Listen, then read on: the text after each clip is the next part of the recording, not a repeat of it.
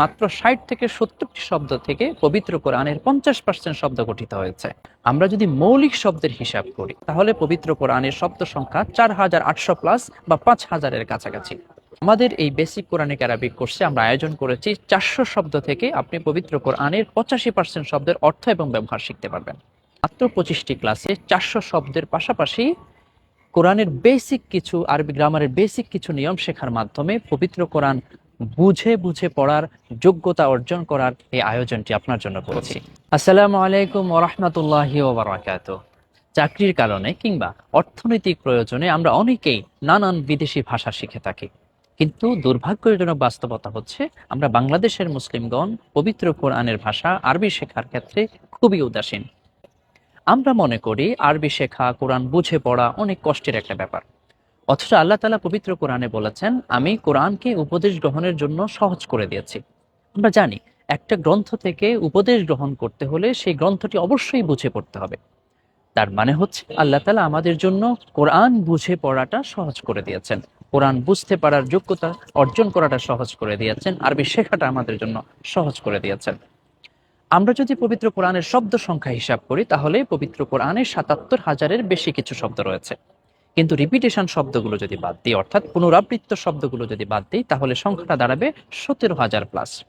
আরও একটি ইন্টারেস্টিং ব্যাপার হচ্ছে, আমরা যদি মৌলিক শব্দের হিসাব করি যেমন রহম একটি শব্দ, এই শব্দ থেকে পবিত্র কোরআনে রহমত শব্দ এসেছে, ইয়ারহামু শব্দ এসেছে, ইরহাম শব্দ এসেছে, আরহামু শব্দ এসেছে, তুরহামুনা শব্দ এসেছে, মারহামা শব্দ এসেছে। এভাবে সবগুলো শব্দের মৌলিক শব্দ কিন্তু একটি।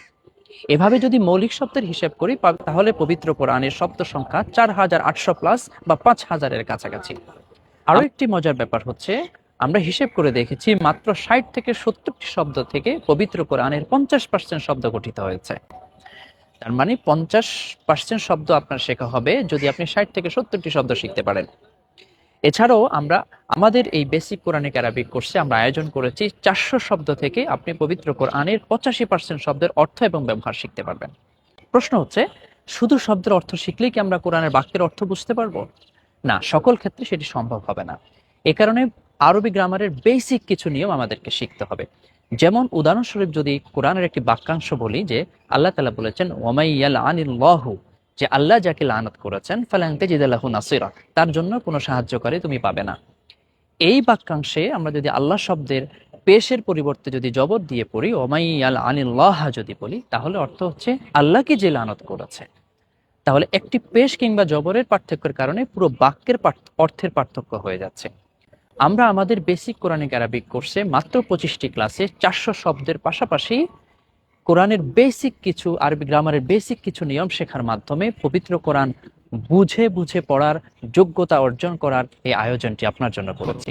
তাহলে আর দেরি কেন, আজই এনরোল করুন আমাদের এই কোর্সটিতে।